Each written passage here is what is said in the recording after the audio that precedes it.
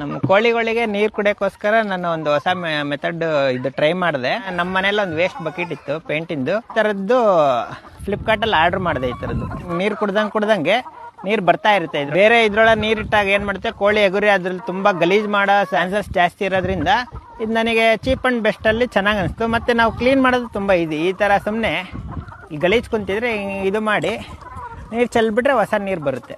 ಈ ಥರ ಫಿಲ್ ಆಗುತ್ತೆ ನೀರು.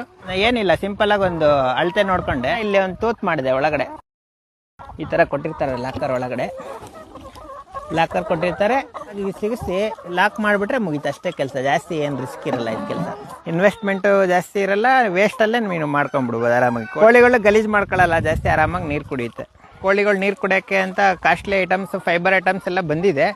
ಅದಕ್ಕೆಲ್ಲ ಹೋಲಿಸ್ಕೊಂಡ್ರೆ ಇದು ಭಾಳ ಚೀಪ್ ಆ್ಯಂಡ್ ಬೆಸ್ಟ್ ಸಿಗುತ್ತೆ.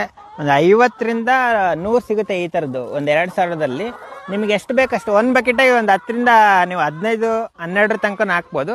ಒಂದು 2-3 ಬಕೆಟ್ ಮಾಡ್ಕೊಂಬಿಟ್ರೆ ನಿಮಗೆ ಒನ್ ಡೇ ಫುಲ್ ಬರುತ್ತೆ. ನೀವು ಒಂದು ಸತಿ ತೊಳೆದು ನೀರು ಹಾಕ್ಬಿಟ್ರೆ ಸಂಜೆ ಗಂಟ ಅವು ಕುಡಿತಾ ಇರ್ತವೆ. ನೀರು ಕುಡಿಯೋಕ್ಕೆ ಕೋಳಿಗಳಿಗೆ ಈ ಥರ ಮೆಥಡ್ ಮಾಡಿದ್ದೆ. ಸ್ಟಾರ್ಟಿಂಗ್ ಪೈಪಲ್ಲೇ ಸಿಂಪಲ್ಲಾಗಿ ಕಟ್ ಮಾಡಿ ಆ ಕಡೆ ಹೋಲ್ ಮಾಡಿದ್ದೆ. ಅದು ಏನು ಪ್ರಾಬ್ಲಮ್ ಅಂದರೆ, ಕೋಳಿಗಳು ಮಣ್ಣಲ್ಲೆಲ್ಲ ಆಟ